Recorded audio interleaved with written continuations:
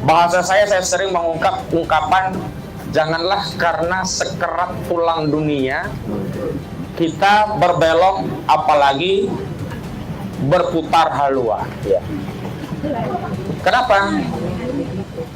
Karena kalau niatnya hanya untuk dunia, ya nggak dapat pahala perjuangannya. Kalau udah berjuang kayaknya harta nggak dapat. Enggak. Dulu zaman Nabi yang berjuang ada yang kaya, kemudian bisnisnya jalan, ada yang dapat ghanimah halal. Yang kalau kita dapat ghanimah itu halal. Yang nggak boleh itu berkhianat, datangi musuh hanya untuk mendapatkan harta, ini haram. Jadi jangan pernah membangun persepsi apalagi keyakinan kalau kita berjuang nanti akan mendapat musibah, mudorot, ditahan dan sebagainya. Ini yang ganggu perjuangan. Ini orang yang akan terpenjara sebelum ketemu penjara yang sesungguhnya. Sebaliknya orang yang berjuang itu badannya di penjara, pikirannya tetap merdeka. Bahasa saya sering mengungkap ungkapan janganlah karena sekerat tulang dunia kita berbelok apalagi berputar halua. Kenapa? Karena kalau niatnya hanya untuk dunia, ya nggak dapat pahala perjuangannya. Dia hanya dapat apa yang dia diniatkan tadi. Innamal a'malu binniyat. Dia amal dia berjuang itu ya dapatnya hanya cuan yang dia tuju saja, nggak dapat yang lainnya. Jadi penting saya ingatkan karena niat itu amalan hati. Zahirnya boleh jadi berjuang, tapi batinnya ternyata ada niat-niat lain. Nah, niat-niat lain itu sayang. Karena apa? Membuat pahala perjuangan kita tidak dapat dan sia-sia. Sehingga apa ya? Kalau kata Nabi ini orang yang rugi atau bangkrut. Amalnya banyak tapi nggak dapat timbangan pahala. Nah, saya kira ini penting karena niat yang lurus ini akan membuat kita, kalau bahasa ulama itu, jadi muraqabah, atau bahasa saya kutip bahasanya Syekh Ad-Taqiyuddin An-Nabhani itu membuat kita punya ruh. Ruh itu apa? Yang saya maksud ruh itu bukan nyawa ya, atau siraul hayat, rahasia kehidupan adanya ruh, bukan. Yang dimaksud ruh itu idrok silah bilah. Idrok kesadaran silah bilah. Kesadaran kita hidup berjuang karena ada apa? Hubungan kita dengan pencipta kita, yakni Allah Subhanahu wa taala. Di mana setiap perjuangan kita, amal kita itu terikat dengan dalil syara. Apakah itu wajib, sunnah, makruh, halal atau haram. Jadi kalau sebuah perbuatan itu sudah haram, nggak bisa dilegitimasi dengan apapun. Misalnya berkhianat, itu haram atau wajib? Lalu kita berdalih itu untuk cari selamat, dalam rangka untuk keluar dari kemudorotan, nggak bernilai dalih-dalih ini karena amalnya itu sendiri sudah haram. Tapi ada juga amalannya wajib, misalkan sholat, tapi dia tidak dapat pahala karena dia hidroksilabilanya, kesadarannya nggak ada. Sholat itu dianggap hanya untuk cari status sosial, biar dianggap orang soleh gitu. Nah, kalau nggak ada kesadaran ini, kita mudah dibelokkan arah dan tujuan perjuangan. Misalnya nggak berkhianat, kenapa? Karena ada yang ngontrol, begitu nggak ada orang-orang yang lihat, pejuang yang lainnya nggak ada. Saya ngambil duit inilah, toh nggak ada yang lihat. Nah, dia nggak merasa ada Allah yang mengawasi atau nggak muraqabah. Nah, yang seperti ini membuat pejuang itu terpleset, bahkan jatuh ke jurang kehancuran. Nah, hidroksilabilah itu termasuk yang paling sederhana, yang menjaga interaksi gitu loh. Bapak-bapak, teman-teman, ibu-ibu ini kan ya, yang bukan mahram itu harus kita jaga interaksi. Selain ada dua pertimbangan, hukum syara harus kita jaga. Yang kedua, menghormati kemuliaan. Kalau bapak-bapak ya kemuliaan bapak-bapak, kalau ibu-ibu kemuliaan ibu-ibu. Termasuk kemuliaan siapa? Orang-orang di belakang bapak-bapak dan di belakang ibu-ibu. Misalkan kalau ibu menghormati suaminya, putranya, keluarganya. Kalau bapak-bapak menghormati istrinya, anaknya dan sebagainya. Nah, ini penting. Karena tidak bisa kita anggap kalau sudah berjuang itu, alah nggak apa-apa lah, sesama pejuang, enggak. Bahkan cara kita menghargai kawan perjuang, dari situ kita kelihatan sebenarnya motif perjuangan kita itu kemana. Ada nggak kesadaran bahwa kita itu mau berjuang untuk tujuan kebenaran. Nah, yang pertama tentang niat. Yang kedua, ini karena kita perjuangan dan apalagi aktivis, saya mau bicara tentang logika kekuasaan dan perubahan. Jadi Bapak Ibu sekalian, dari dulu yang harus dipahami bahwa kekuasaan itu ada di tangan rakyat. Jadi kekuasaan itu bukan di DPR, bukan di eksekutif atau di pemerintahan. Kekuasaan itu di tangan rakyat. Sebab mengapa? Orang tidak jadi anggota DPR kalau tidak dipilih rakyat. Presiden tidak akan disumpah menjadi penguasa kalau tidak dipilih oleh rakyat. Artinya apa? Kekuasaan itu memang ada di tangan rakyat. Maka saat pemilu, para politisi berebut kekuasaan dengan mengambilnya dari rakyat. Ada yang ditukar dengan beras, kaos, uang 100.000. Maka ketika kekuasaan itu diambil oleh rakyat, diambil dari rakyat, dia merasa sudah dapat kekuasaan itu. Nah, setelah kekuasaan itu diperoleh, sekali lagi kita sebagai orang yang bergerak berjuang sebagai aktivis, tetap saja kekuasaan itu ada di tangan rakyat. Kenapa? Ada nggak penguasa di tengah jalan dihentikan oleh rakyat? Ada kan? Nah, makanya jangan kita merasa kecil terus kita menjilat pada kekuasaan untuk mencari perubahan. Keliru. Jadi kalau kita ingin menekan kekuasaan agar melakukan kebajikan sesuai dengan apa yang kita kehendaki, maka kita mendekat kepada rakyat. Bahasa kita itu harus merepresentasikan bahasanya rakyat, atau istilahnya Soekarno itu kita harus bisa menjadi penyambung lidah rakyat. Kenapa? Karena orang yang sudah berkuasa pun hari ini dia tetap khawatir kalau rakyat marah sama kekuasaannya, sewaktu-waktu dia juga bisa kehilangan kekuasaan. Nah, sementara kekuasaan itu mengontrol kritik perjuangan kita, itu selalu menggunakan alat-alat kekuasaan. Ada pakai polisi, tentara, hakim, jaksa. Makanya kalau dalam logika perjuangan kan, kalau advokasi misalnya Kocari dan sebagainya, kenapa kita selalu melibatkan rakyat, opini, juga jaringan aktivis? Karena lawan kita mereka menggunakan uang dan kekuasaan. Sementara kita dua ini tidak punya jalur. Kenapa? Pertama, uang. Satu, kita nggak punya uang, dan memang diharamkan mengendalikan kebenaran dengan uang. Misalnya nyuap, biar kita dapat sesuatu, kita suap, nggak boleh. Bersubhat namanya. Kedua, kita juga bukan bagian orang yang punya power untuk mengendalikan otoritas kekuasaan. Maka yang bisa kita lakukan adalah menekan kekuasaan dengan dukungan rakyat. Yang dimaksud menekan itu adalah mempengaruhi kekuasaan agar menjalankan kekuasaan berdasarkan apa yang dikehendaki oleh rakyat. Misalnya contoh kemarin kan masih sekarang masih ramai kan tentang isu kedaulatan rakyat. Nah, ini juga harus saya luruskan. Beda kekuasaan dengan kedaulatan. Kalau kekuasaan itu kewenangan untuk memerintah dan melarang punya dampak excusable. Itulah kekuasaan.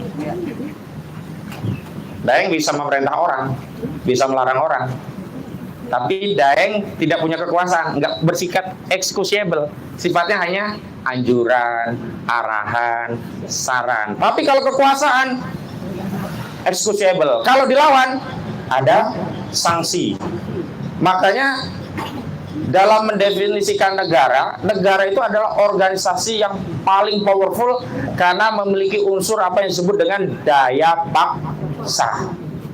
Kayak aneh kemarin Sylvester Matutina kok nggak bisa ditangkap-tangkap padahal negara punya daya paksa. Ini menyelisih. Berarti apa? Yang bermasalah adalah penguasa. Bukan alat negara yang nggak bisa nangkap, tapi policy atau kebijakan penguasa nggak mau nangkap Sylvester Matutina. Karena negara itu nggak ada organisasi di atas negara. NU, Muhammadiyah, P3, Golkar, PDIP, organisasi, tapi nggak punya daya paksa. Negara punya daya paksa, punya alat-alat kekuasaan. Ini kalau kita bicara apa yang dimaksud dengan kekuasaan. Sementara kedaulatan itu adalah tentang apa yang wajib, apa yang halal, apa yang sunnah, apa yang makruh, apa yang halal, apa yang haram. Jadi kalau Daeng memberi perintah kepada Arif ke pasar misalnya, perintah ini baru punya nilai kekuasaan kalau Daeng punya otoritas kekuasaan. Tetapi perintah ini tidak punya dasar kedaulatan kalau perintah tadi tidak sejalan dengan pemilik kedaulatan. Siapa pemilik kedaulatan? Keliru, bukan rakyat. Allah. Kenapa? Apakah babi, ini non muslim untuk dimengerti saja ya, halal haram itu karena perintah kekuasaan? Perintah Allah. Misalnya, apakah haramnya riba itu karena perintah kekuasaan? Perintah Allah. Makanya kedaulatan itu didefinisikan sebagai asyiadah. Asyiadah atau kedaulatan itu adalah wewenang untuk menegaskan apakah sesuatu itu halal atau haram, wajib atau sunnah. Maka yang punya ini hanyalah Allah. Maka sejatinya yang benar itu ya, rakyat dan penguasa itu tidak punya kedaulatan. Yang punya kedaulatan adalah rakyat diperintah mentaati penguasa, penguasa diperintah menjalankan kedaulatan Allah. Pemerintah bertentangan dengan perintah Allah, maka rakyat diminta mengoreksi. Rakyat mengkritik penguasa bertentangan dengan syariat Allah juga nggak boleh. Jadi sebenarnya kalau dalam komitmen perjuangan itu kedudukan penguasa dengan rakyat itu sama. Sama-sama apa? Hamba, makhluk. Misalkan rakyat menuntut, tolong judi dihalalkan, dilegalisasi biar dapat pemasukan negara. Ini bukan kedaulatan rakyat, karena bertentangan dengan kedaulatan Allah. Penguasa memerintahkan tarik pajak untuk sumber pembiayaan negara. Ini bukan kedaulatan juga. Kenapa? Karena bertentangan dengan perintah Allah. Karena Allah menyatakan la yadkhulul jannata sahibul maksil. Tidak akan pernah masuk surga orang yang mengambil pajak. Maknanya apa? Haram lah. Kalau pemerintahan haram menarik pajak dalam Islam, gimana ngelola negara? Kan butuh duit untuk biaya pendidikan, kesehatan, gaji ASN, gaji tentara, gaji polisi. Nah, syariat memberi petunjuk, oh ternyata ada harta-harta yang oleh Allah Subhanahu wa taala sudah diberikan wewenangnya kepada penguasa untuk dikelola dalam rangka menjalankan kewajibannya melayani rakyat. Salah satunya apa? Harta milik umum atau yang disebut dengan al-milkiyatul ammah. Dalilnya apa? Hadis Nabi mengatakan al-muslimuna as-suraka'u fi salasi fil ma' wal kala wan nar. Di hadis yang lain bahkan tidak disebut al-muslimuna. An-nasu as-suraka'u fi salasi fil ma' wal kala wan nar. Maksudnya an-nas apa? Manusia. Tidak peduli dia muslim atau non muslim, itu sama-sama punya hak bareng-bareng terhadap apa? Filma, air, wal kala, padang kebalan, wanar, dan api. Nah, api ini yang dimaksud adalah sumber energi. Zaman dahulu para ulama menafsirkan sumber energi itu adalah kayu bakar. Jadi setiap orang ke hutan nyari kayu bakar dibolehkan. Orang nggak boleh menghalangi orang lain ngambil kayu bakar. Sama-sama cari kayu bakar boleh. Tapi kalau sudah kayu bakar dibawa ke rumah, baru itu hak pribadi. Ketika kayu bakar ini masih di hutan, itu milik bareng-bareng, berserikat. Mau rakyat itu muslim, non-muslim, semua boleh ke hutan ngambil kayu bakar. Karena kayu bakar itu berserikat milik bareng. Tapi kalau sudah diambil ke rumah, itu jadi milik Nah, maka kalau dijual ke pasar, harga dari kayu bakar itu halal. Jadi nggak boleh Ustadz Raja ke hutan, saya ngumpulin kayu bakar, udah saya bontel, Ustadz Raja ngambil bungkusan saya. Nggak boleh, itu udah privat, itu udah punya saya. Harus ngambil yang masih ranting-ranting yang ada di pohon-pohon itu. Nah, kalau hari ini termasuk energi kayu bakar itu adalah minyak bumi, gas, batu bara, sawit. Kalau sawit enggak, dia nanti dalilnya lain. Kenapa? Esensi gas itu seperti kayu bakar, anar, api. Esensi batu bara juga anar, api, sumber energi. Esensi minyak bumi juga anar, api. Kalau geotermal? Itu ada dalil yang lain. Yang pertama adalah apa yang menjadi sumber energi itu adalah milik bareng-bareng, makanya nggak boleh batu bara dikuasai oleh Adaro, Erick Thohir. Dalam Islam nggak boleh dikuasai oleh Luhut Binsar Panjaitan. Nggak boleh, itu sama saja dia ngambil kayu bakar di hutan, yang lain nggak boleh ngambil. Ya kan? Lalu siapa yang boleh ngambil biar semuanya kebagian ini batu bara? Harus negara. Lewat BUMN. Lalu hasilnya dibagikan ke semua rakyat untuk pendidikan, kesehatan. BUMN menjadi pemasukan APBN, dibelanjakan untuk penyelenggaraan pemerintahan, untuk bayar TNI, Polri, ASN, untuk biaya pendidikan, untuk membelikan bolpen dan buku anak SD sehingga tidak perlu bunuh diri. Jadi yang bertanggung jawab ini adalah oligarki yang saat ini merampas hak rakyat untuk kepentingan mereka. Ini benar-benar ngaji, jangankan 1000 sapi yang begini. Oh gitu ya. Semuanya, dunia juga. Iya. Iya. Jadi hakikat milik umum al-milkiyatul ammah itu adalah kita berserikat atau disebut dengan asyarik. Yang namanya asyarik, saya dengan Ustadz Raja, kita kongsi Ustadz, beli sapi, uang bareng-bareng. Sapi ini milik berserikat kami berdua. Ustadz Raja nggak bisa jual sendiri tanpa izin saya nggak bisa jual sendiri tanpa izin Ustadz Raja. Kita punya hak yang sama terhadap sapi itu karena kita berserikat. Nah, dalam konteks tambang, sebenarnya seluruh rakyat kita, muslim maupun non-muslim, itu punya hak berserikat. Jadi nggak boleh Adaro ngambil sendiri buat dia. Dan pemerintah yang mengizinkan itu juga nggak benar kalau dalam pandangan Islam. Karena tidak ada hak pemerintah memindahkan kepemilikan yang oleh Allah ditakdirkan untuk semuanya, tiba-tiba dikasih ke Adaro, tiba-tiba dikasih ke Luhut Panjaitan. Nggak boleh.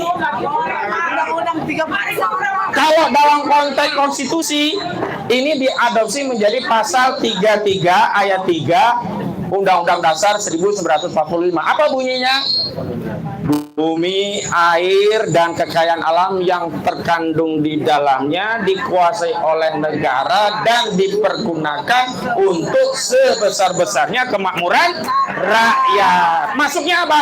Tambang dikelola negara melalui BUMN menjadi pemasukan APBN dan dibelanjakan untuk pelayanan seluruh rakyat. Itu yang benar. Harus begitu. Makanya kemarin ketika kita melawan oligarki itu bukan melawan mereka yang kaya menjadi miskin, enggak. Mereka boleh kaya, tapi jangan ngambil hak rakyat. Misalnya contoh Antoni Salim, kan pemilik Indofood. Antoni Salim bikin Indomie, kaya raya dari Indomie, boleh. Dan kita juga terima kasih disiapin Indomie, ya kan? Kalau kita pengen makan mie, tinggal beli Indominya Antoni Salim. Kita juga terbantu, dia dapat untung dari situ, boleh. Karena Indomie ini bukan kategori al-milkiyatul ammah. Dia disebut al-milkiyatul fardiyah, milik pribadi. Jadi Antoni Salim boleh memproduksi Indomie dan boleh menjual harga sesuai dengan harga pasar dan boleh melarang orang lain makan Indomie kalau belum bayar, boleh. Tetapi kalau batu bara, minyak, nggak boleh ini oligarki. Karena batu bara, minyak bumi, nikel, timah. Nah, kalau tambang yang depotnya melimpah, itu ada dalil lain. Jadi suatu ketika Nabi SAW itu dimintai tambang garam. Kalau istilah bahasa Arabnya al-milha, ya. Karena Nabi ini orang yang baik. Ada orang minta tambang garam, Nabi baik, langsung kasih. Lalu setelah dikasih, ada seorang sahabat, tidak disebut namanya. Nah, ini kalau dalam ilmu hadis, seorang bertanya tidak disebut namanya, ini hadisnya masyhur yang dibolehkan. Karena yang masyhur itu di redaksi yang menyampaikan, bukan masyhur di riwayat sampainya hadis itu ke kita. Nah, kalau gini boleh. Jadi kata sahabat itu begini, anahu wafada ila Rasulullah atadri ma qatok talahu ya Rasulullah innama qatok talahu ma'al id. Kemudian setelah itu walama fantaza aminhu ya. Ya Rasulullah, engkau tahu tidak apa yang engkau telah berikan kepada orang tadi? Sesungguhnya engkau telah memberikan sesuatu laksana air yang mengalir. Lalu Nabi fantaza aminhu. Nabi menarik kembali. Sesuatu yang sudah dikasih, ditarik kembali. Padahal dalam Islam, orang yang memberi sesuatu, ditarik kembali, itu seperti orang yang muntah, dimakan kembali. Jadi haram. Kalau ibu-ibu ya, bapak-bapak ngasih hadiah ke teman atau ke anak, dikasih, ditarik kembali haram. Nggak boleh. Tapi kenapa dalam kasus tambang garam ini Rasul menarik kembali? Karena tambang garam itu tidak boleh dikuasai individu. Apa ilat atau latar belakang? Ilat itu adalah latar belakang di syariatnya hukum. Kaidahnya al-illatu ta'arudu ma'al ma'lul wujudan wa addaman. Ilat itu mengikuti objek yang diilati, ada atau tidaknya. Jika ilatnya ada, maka hukumnya ada. Jika ilatnya tidak ada, maka hukumnya tidak ada. Contoh, kalau bapak-bapak mendengar ayat-ayat tentang sholat Jumat, itu kan disebut Idza nudiya li sholati mi yaumil jumu'ati fas'au ila dzikrillahi wa darul bai'. Apabila kalian diseru untuk zikrullah sholat Jumat, maka segeralah fas'au ila dzikrillahi, untuk mengingat Allah. Zikrullah yang dimaksud mengingat Allah itu adalah sholat Jumat. Fadarul bai', dan tinggalkanlah jual beli. Pertanyaannya, kalau Ustadz Raja lagi nyangkul, boleh nggak Ustadz Raja bilang begini? Aku mah nyangkul terus Ustadz. Lah kenapa? Kan nas yang diperintahkan ditinggalkan jual beli, bukan tinggalkan nyangkul. Nah ini karena ada ilat. Apa ilatnya? Ilat istimbat. Ilat yang diistimbat itu adalah segala hal yang menghalangi sholat Jumat atau zikrullah, baik jual beli atau aktivitas lainnya, maka harus ditinggalkan. Ustadz Raja nyangkul, ganggu sholat Jumat nggak? Ganggu. Jadi dia nggak bisa sholat Jumat. Berarti nyangkulnya juga harus ditinggalkan. Arif Widodo, dia kerja YouTuber, menghalangi sholat Jumat nggak YouTuber? Menghalangi. Makanya saat memvideokan YouTube juga harus ditinggal. Itu yang disebut ilat. Nah, dalam konteks tambang, ketika tambang itu jumlahnya banyak, itu ada ilat yang menghalangi boleh dikuasai oleh individu. Sehingga tambang yang depositnya melimpah, entah dia tambang garam, nikel, batu bara, bauksit, intan, bahkan emas, perak, nggak boleh dikuasai individu. Kalau udah kadang dikasih harus diambil alih. Jadi hari ini kalau negara udah kadang ngasih adaro ke Erick Thohir, ngasih tambang ke misalkan ke Luhut Panjaitan, maka negara harus ambil lagi karena nggak boleh dikuasai. Kalau nggak mau ngasih, negara harus maksakan, negara punya daya paksa. Kalau tidak, berarti inilah negara dikangkangi oligarki.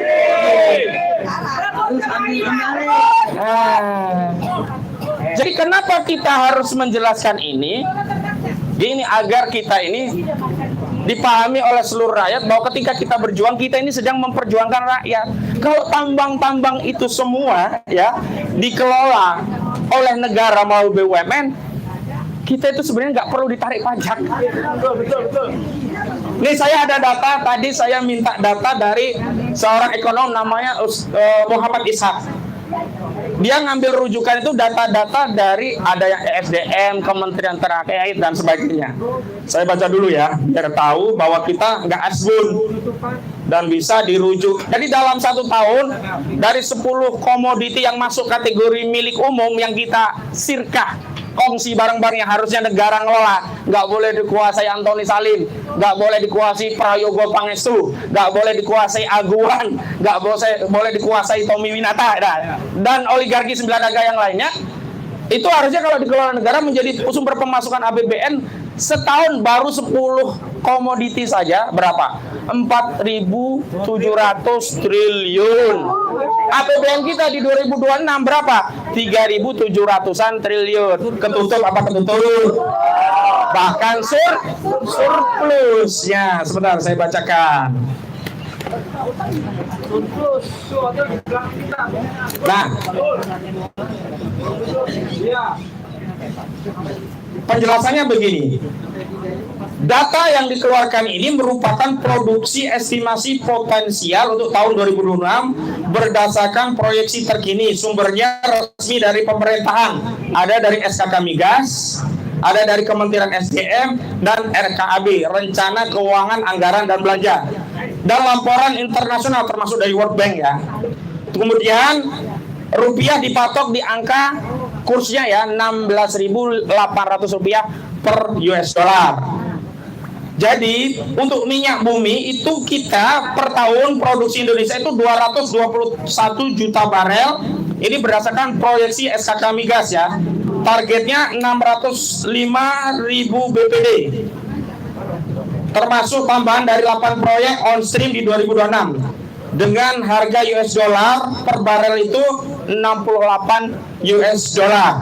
Itu keuntungan marginnya ternyata minyak itu gede, 54,1%. Jadi lebih dari separuhnya keuntungannya minyak itu dari biaya lifting ya.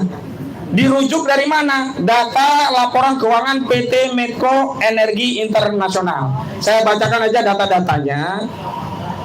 Jadi untuk minyak itu produksinya 221 juta per barel ya per tahun, harganya 68 per barel, keuntungan 54,1%, itu dapat 136 triliun rupiah di Indonesia setahun.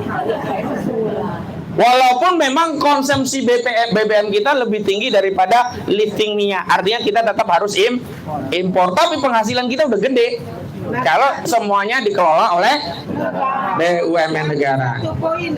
Nah sekarang gas bumi. Gas bumi itu kita harganya itu per MMBTU itu 6,4 US dollar. Kita dapat per tahun itu angkanya gas kita ya. Itu produksinya 2,44 juta. Itu marginnya sama 54,1, 119 triliun. Lebih tinggi minyak di bawah batu bara. Ini juga tergantung harga. Tapi Megawati jual murah ke Cina. Batu bara itu produksinya kita 790 juta ton. 1 ton batu bara sekarang 140 US dollar, agak turun. Kami pernah punya catatan di 2022, 1 ton batu bara saat itu sampai 350-an US dollar. Saat itu lagi naik-naiknya. Makanya saya itu Jokowi nyindir Abu Rizal Bakri. Pak Ical sekarang lagi seneng ya batu bara lagi naik. Ya, karena saat itu batu bara mahal. Sekarang tinggal 140 US dollar per ton. Kalau dulu sempat sampai 300 sampai 350-an. Berapa ini di angka 140? Ini juga udah gede, 1.000 triliun lebih batu bara kita. Tapi siapa yang makan 1.000 triliun lebih? Ya grup Adaro. Ya termasuk itu, pokoknya oligarki swasta, bukan negara, karena tidak dikelola. Ada sebagian kecil dikelola BUMN tapi kecil. Oligarki begitu. Saya singkat bahwa ada batu bara, emas, tembaga, nikel, timah, kelautan, hasil hutan, bauksit. Ada 10 komoditi, totalnya 4.704 triliun rupiah per tahun. Gede apa gede? Jadi gak perlu ngejar-ngejar pajak motornya Ustadz Raja, kecil itu mah. Gak usah ngejar-ngejar pajak YouTuber, asennya YouTuber mah. Gak usah ngejar-ngejar pajak apa lagi? PPN, PPH, macam-macam. Nah, gak usah ngejar pajak upah buruh, kecil itu mah. Paling UMR berapa sih ya? Harusnya kejar SDA kita. Tambang-tambang yang gede itu yang cuman bikin tambah kaya raya Erick Thohir, Boy Thohir, ya. Bikin tambah kaya raya Antoni Salim, betul nggak? Nah ini nggak adil, ini negara ini nggak adil. Makanya kita berjuang itu mengontrol kekuasaan agar menjalankan kekuasaan, mengelola sumber daya alam kita aneka tambang, hutan termasuk sawit. Sawit itu kalau dia ditanam di tanah hutan yang masuk kategori alma wal kala wanar. Kala itu padang kembalan, termasuk hutan itu milik bareng-bareng. Jadi hutan itu nggak boleh dikuasai satu orang per orang.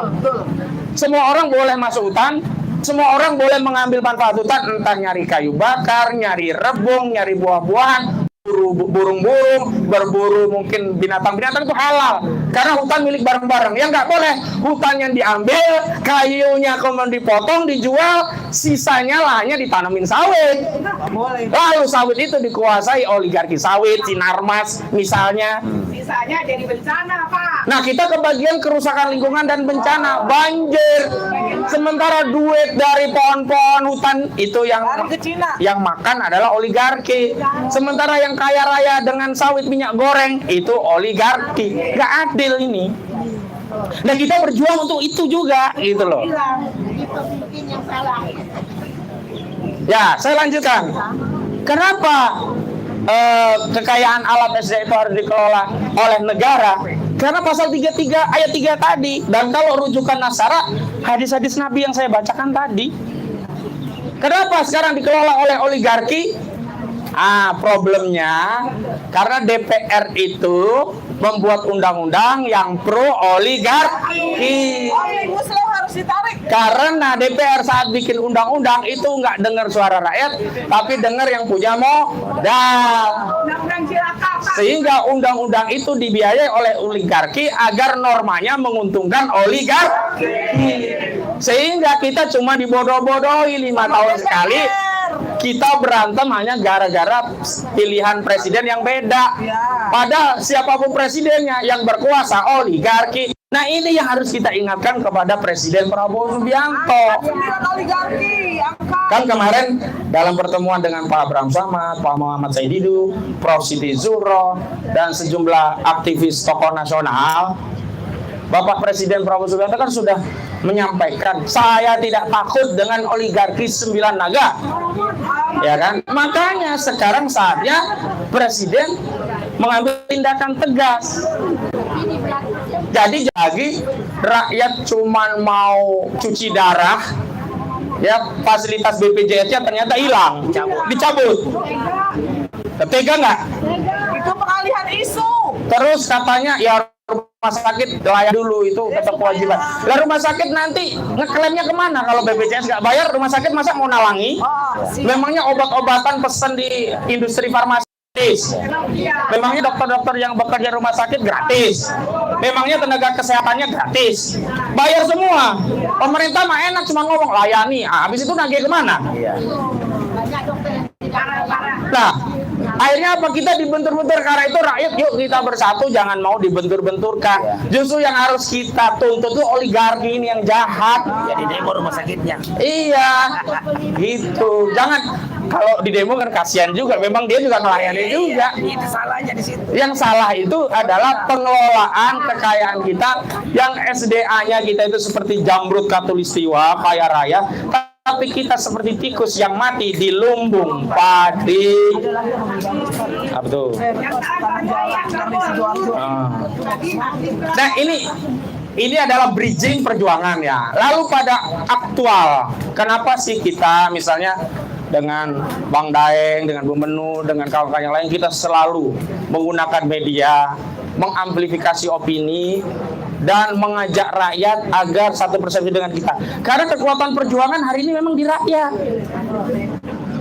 Kalau kita datang ke penguasa tanpa dukungan rakyat, kita kayak jadi pengemis. Tapi kalau rakyat sudah mendukung, kita datang ke penguasa yang nyembah-nyembah nanti. Tolong dong Bang Daeng, jangan dong. Soalnya kemarin udah dia maunya apa. Tapi godaan, jangan Bang Daeng. Saya sekarang tidak butuh amplop, saya sudah sediakan kardus, misalnya begitu. Bahaya itu. Ini lagi balik, innamal a'malu binniyat. Karena semakin tinggi kemampuan perjuangan dan pengaruhnya, semakin tinggi godaan, semakin tinggi juga ancaman, baik ancaman zohir maupun ancaman dikirimi palu isinya, jarum isinya. Oh iya tuh Jokowi. Ya, nah Kenapa kita harus punya kesadaran? Tadi kalau kita punya idrok silabillah, kita yakin bahwa kita hasil perjuangan ini berupa ridha Allah dan pahala. Kita itu nggak melihat ya, kalau mata kita ke sini, yang udah kita lihat itu di surga, nggak kelihatan dunia. Makanya coba syahid pertama dalam dunia Islam itu siapa? Ibu melahirkan. Orang yang meninggal karena berjuang di dalam Islam itu siapa yang pertama kali? Khadijah melahirkan. Sumayyah. Sumayyah disiksa, tapi Nabi belum bisa membela. Apa kata Sumayyah? Ketika Nabi lewat, sabarlah wahai keluarga Yazid, sesungguhnya tempatmu kelak adalah di surga. Sumayyah katanya apa? Ya Rasul, seakan aku telah melihat surga itu. Maksudnya adalah orang yang visinya ke akhirat, penderitaan dunia nggak kerasa, bahkan dia ditombak pun nggak kerasa, nikmat. Makanya kan orang yang mati syahid itu seperti digigit semut. Dia kalau punya 10 pengen semuanya mati syahid begitu. Senyum mati. Senyum. Jadi jangan melihat hambatan. Saya sering bilang, kawan-kawan kalau berjuang itu jangan ngarang takdir sendiri. Kalau saya berjuang nanti dipanggil polisi, kalau saya berjuang nanti ditahan polisi, kalau saya berjuang nanti ditangkap. Enggak ada itu ngarang. Siapa yang bilang kalau berjuang langsung ditangkap polisi? Itu ngarang. Emangnya udah lihat Lauhul Mahfuz? Udah ngintip Daeng akan ditahan? Emang udah ngintip gitu? Enggak, harus kita khusnuzon bahwa orang yang berjuang itu walinya Allah. Dia akan dibela oleh Allah, dilindungi oleh Allah, dijaga oleh Allah. Kalau Allah sudah melindungi, menjaga dan membela, siapa yang bisa memberikan ya mudarat kepada hambanya? Jokowi, dia ikut kesakitan. Luhut Panjaitan udah tua, walaupun nggak tahu ya usia, tapi zahirnya duluan Luhut Binsar Panjaitan daripada saya. Itu zahirnya. Walau kenyataannya juga bisa terjadi Luhut duluan daripada saya. Oh, tetap Luhut ya. Jadi jangan pernah membangun persepsi apalagi keyakinan kalau kita berjuang nanti akan mendapat musibah, mudarat, ditahan dan sebagainya. Ini yang ganggu perjuangan. Ini orang yang akan terpenjara sebelum ketemu penjara yang sesungguhnya. Sebaliknya orang yang berjuang itu badannya di penjara, pikirannya tetap merdeka. Ada loh sekarang orang yang badannya nggak di penjara tapi pikirannya udah terpenjara di mana-mana. Ayo, siapa yang tahu? Jangan disepil. Khawatir ada kudeta hati ya.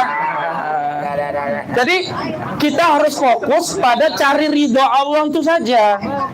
Tapi ingat bahwa dalam perjalanan ridha Allah itu membawa dunia itu berkah. Gak boleh juga kita menganggap kalau udah berjuang kayaknya harta nggak dapat. Enggak. Dulu zaman Nabi yang berjuang ada yang kaya, kemudian bisnisnya jalan, ada yang dapat ghanimah halal. Yang kalau kita dapat ghanimah itu halal. Yang nggak boleh itu berkhianat, datangi musuh hanya untuk mendapatkan harta, ini haram. Harta itu bukan kita nggak butuh, boleh halal. Caranya yang benar, dan jangan sekali lagi kawan-kawan ya, aktivis ini membangun benteng yang kokoh seolah-olah kalau kita berjuang nggak akan dapat harta, nggak akan kaya, hidupnya sengsara. Ini bodoh. Ngapain bangun benteng kayak gitu sendiri? Justru sebaliknya, kalau Anda tidak konsisten, tidak dapat ridha Allah, sudahlah berjuang nggak dapat pahala, ngejar dunia dengan pengkhianatan nggak dapat juga. Ujungnya neraka juga. Nah, ini yang harus kita hindari. Nah, di mana itu bisa kita hindari? Tadi di awal yang saya sebut idrok silabil, kesadaran hubungan kita dengan Allah sehingga kita merasa diawasi, muraqabah. Jadi jujur itu bukan di samping saya ada Daeng. Ketika Daeng nggak ada, saya bisa lah saya bohong-bohong. Toh Daeng nggak ada ini. Saya ketemu Daeng. Yang penting nggak kelihatan kamera, nggak apa-apa lah. Kan ada Allah yang mengabadikan. Iya kan? Jujur itu hebat. Kata KPK, tapi nggak hebat juga KPK. Iya kan? Jadi jangan khawatir takut dengan pandangan manusia, tapi khawatir dan takutlah karena ada pandangan Allah. Khawatir berbuat maksiat, khawatir melanggar yang haram, khawatir karena meninggalkan kewajiban, khawatir karena pengkhianatan, bukan karena di mata manusia, karena berkhianat itu jelek di mata Allah dan mata manusia. Manusia bisa kita tutupi matanya, tapi Allah Maha melihat. Dengan begitu insya Allah kita tenang. Orang ngomong apa juga nggak peduli, karena kita memang tujuannya bukan cari predikat dari manusia. Mengapresiasi ya biasa saja, mencela juga tidak akan membuat kita rendah. Kita fokus pada perjuangan. Apa yang kita pikirkan?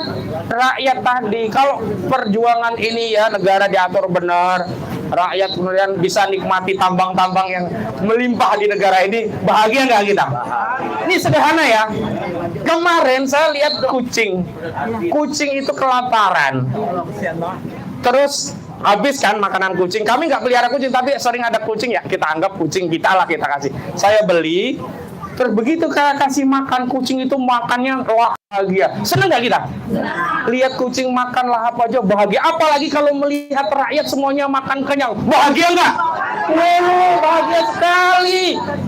Dan itu sebenarnya tugas penguasa Pak Prabowo. Pak Prabowo harusnya memastikan seluruh rakyatmu bahagia karena makannya terjaga, pendidikannya terjaga, kesehatannya terjaga. Itu kebahagiaan luar biasa.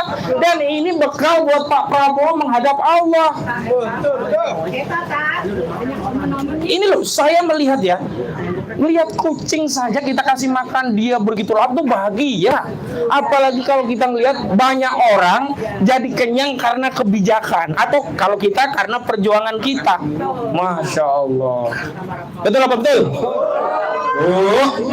Mau ikut-ikutannya kayak di TV tapi nggak bisa saya.